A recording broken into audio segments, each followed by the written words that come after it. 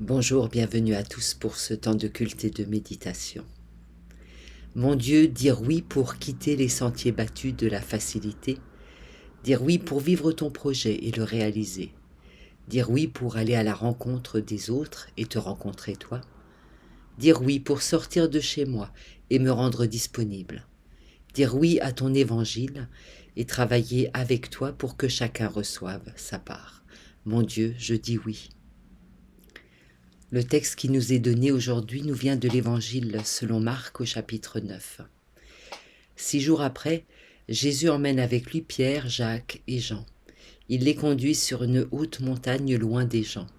Là, ils sont seuls avec lui. Sous leurs yeux, Jésus change d'aspect. Ses vêtements deviennent extraordinairement brillants. Personne sur la terre ne peut rendre des vêtements aussi blancs. Les 3 disciples voient aussi Élie et Moïse qui parlent avec Jésus. Alors Pierre dit à Jésus, « Maître, c'est une bonne chose pour nous d'être ici.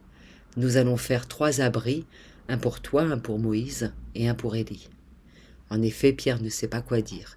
Il est effrayé et les autres disciples aussi. Un nuage arrive et les couvre de son ombre.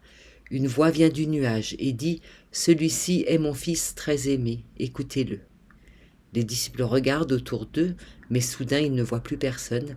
Jésus est seul avec eux. Pendant qu'ils descendent de la montagne, Jésus leur donne cet ordre, « Ne racontez à personne ce que vous avez vu, jusqu'à ce que le Fils de l'homme se relève de la mort. » Ils obéissent à cette parole, mais ils se demandent entre eux, « Qu'est-ce que cela veut dire, se relever de la mort ?» Vous êtes plutôt Jacques et Jean ou Pierre? Les 2 premiers ne disent rien et assistent en spectateurs à cette scène. Pierre, lui, y assiste et essaie de comprendre un peu. Là, il fait une proposition un peu maladroite, de toute évidence, un peu curieuse, qui en tout cas tombe complètement à plat. Les 3 amis que Jésus emmène ce jour-là sur la montagne et qui assistent à sa transformation, à sa transfiguration, se demandent bien ce que ça peut signifier. Et comme lecteur aujourd'hui, à qui on raconte, à qui est relaté cet épisode, on est un peu dans les mêmes sentiments que les 3 amis. On se demande bien ce que ça peut signifier, ce que ça peut nous apprendre de Jésus, et ce que ça peut nous dire, ce que ça peut apprendre à notre foi. Il y a un détail, il y a là une information dans le texte qui nous est donnée, qui peut, je crois, nous aider à comprendre le texte.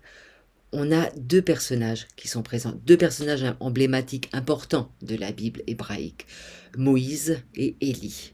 Moïse, c'est celui qui représente la loi. C'est à lui qu'on attribue les 5 premiers livres de la Bible, qui sont Genèse, Exode, Lévitique, Nombre, Deutéronome.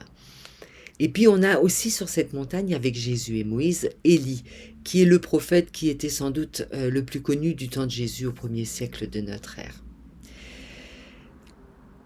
Les 2 représentent donc en quelque sorte l'ensemble des livres qui sont lus dans les synagogues à l'époque de Jésus. On pourrait dire, avec un raccourci qui n'est pas tout à fait juste, qui représente la Bible de l'époque de Jésus, parce que la Bible n'était pas encore constituée à l'époque. La Bible hébraïque, loi et prophète. Pour nous aujourd'hui qui avons à nos dispositions une Bible faite de papier imprimé, nous savons que la Bible hébraïque est composée de 3 parties. Alors il y a cette première partie de la loi, il y a la partie des prophètes, parmi lesquels on connaît souvent beaucoup mieux Ézéchiel, Jérémie, Ésaïe. Et puis il y a une 3e partie, cette partie on l'a appelée les écrits, et cette partie est composée d'écrits divers, autant de poèmes que des récits, que des livres de sagesse. Dans cette 3e partie, on trouve les psaumes, les proverbes, on trouve des poèmes comme le Cantique des Cantiques, on trouve des livres de sagesse comme Job ou l'Ecclésiaste, et puis on trouve aussi des récits Ruth, Jonas, Esther. Sur cette montagne, donc ce jour-là, sont réunis Moïse, Élie et Jésus. Alors si Moïse représente de manière assez évidente la loi, si Élie représente de manière tout aussi évidente les prophètes, eh bien, il en reste un pour Jésus, qui est la sagesse. Jésus représenterait la sagesse. Et l'évangéliste Jean nous dirait avec cette curieuse histoire que notre foi a besoin de loi, elle a besoin de prophétisme, mais elle a aussi besoin de sagesse. La loi est nécessaire parce qu'elle donne des règles pour le vivre ensemble. Elle structure la société, elle lui permet de se maintenir. Sur la route, si on n'avait pas de code à respecter, ce serait le chaos. On comprend bien avec ce tout petit exemple quel intérêt la loi peut avoir. Mais la loi ne se suffit pas à elle-même. Elle peut devenir un carcan si on oublie le sens fondamental qu'elle porte. Prise au pied de la lettre, d'ailleurs, elle devient mortifère. Ce que Jésus a souvent dénoncé en rappelant que l'homme n'a pas été créé pour la loi, mais c'est bien la loi qui a été créée pour l'homme. La loi est un outil pour arriver à vivre avec ses prochains, en société et avec Dieu. Donc Moïse tout seul, ça ne suffit pas. La foi a aussi besoin de prophétisme. Alors le prophétisme, c'est pas la science qui consiste à annoncer l'avenir, le futur, c'est pas une prédiction. Le prophétisme dans la Bible, c'est l'art de parler au nom de Dieu, d'apporter le message, la parole de Dieu. Du temps d'Ésaïe, par exemple, Ésaïe est un prophète pour qui il était très important de rappeler que les sacrifices ne suffisaient pas, qu'il ne suffisait pas de faire le geste rituel pour être en règle avec Dieu, pour que voilà tout soit comme il faut. Que c'est la relation à Dieu qui comptait et que les sacrifices portaient la relation à Dieu. Ce sont ni les prières ni les gestes du sacrifice qui sont importants, mais c'est la parole et la relation qui est derrière ces sacrifices. C'est ça qui compte. Aujourd'hui, si on voulait appliquer la parole d'Ésaïe à notre temps, on pourrait dire que ce ne sont pas les prières qu'on choisit pour le culte ou les prières qu'on dit au moment de la Sainte Seine, de la communion, qui sont importants, mais le fait que cette communion nourrit notre relation et à Dieu et aux autres. Les rituels que nous pratiquons, les prières que nous disons, doivent avoir du sens, nourrir et porter notre vie avec Dieu. Le reste n'est qu'un accessoire, n'est qu'un média. Alors si notre foi a besoin de loi, si elle a besoin qu'on lui rappelle le sens de la loi et le fondement qu'est la relation à Dieu, notre foi a aussi besoin de sagesse. Cette sagesse qui est, d'après Marc, personnifiée par Jésus. La loi détaille les règles pour le vivre ensemble. Les prophètes rappellent le sens et la volonté de Dieu. La sagesse, en fait, donne corps à ces deux éléments. Et je crois même qu'elle les lie, elle les relie.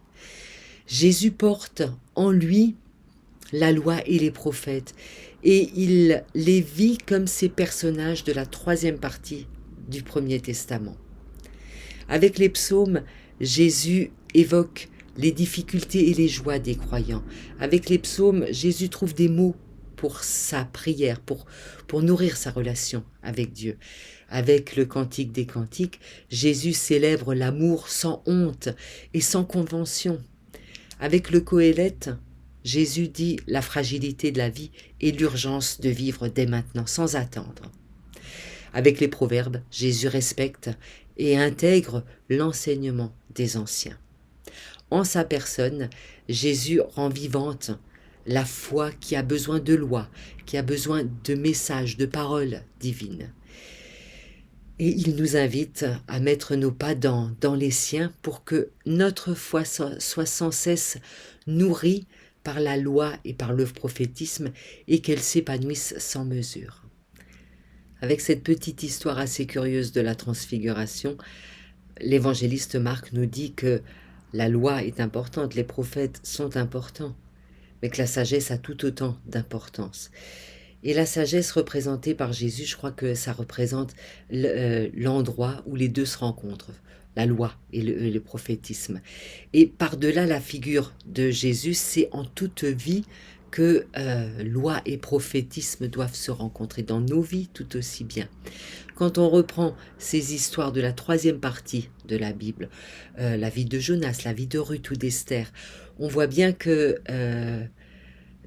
parfois même il est à peine question de Dieu et que c'est là que la loi doit se concrétiser, que la parole de Dieu doit être entendue dans des vies très réelles, dans des vies qui pourraient être les nôtres. C'est dans la vie que tout se joue. Et la loi, tout comme les paroles, les oracles de Dieu, c'est bien dans notre vie de tous les jours qu'ils doivent se décliner, qu'ils doivent être vécus, compris, appréhendés. Et je crois que c'est ce que l'évangéliste Marc essaie de nous dire avec ce symbole des trois personnages qui se rencontrent ce jour-là sur la montagne. Seigneur, merci pour ces moments où tu nous remplis de ta force et de ta plénitude. Merci pour ces moments où pour nous, d'une certaine façon, le royaume de Dieu est déjà là. Nous aurions bien envie de planter nos tentes et de nous installer là, près de toi, loin de ceux qui souffrent et qui doutent. Toujours tu nous appelles, et nous avons du mal à repartir. Tire-nous de notre confort et de nos conformismes pour nous remettre en chemin. Toi qui es venu partager les joies des hommes et des femmes, c'est au milieu d'eux que tu veux nous rencontrer. Prends la route, ne te lasse pas. Cherche et médite, lis et prie. Dieu place en toi et dans le creux de tes mains la force, la vie, la puissance de son esprit et la joie de sa promesse. Bon dimanche à tous.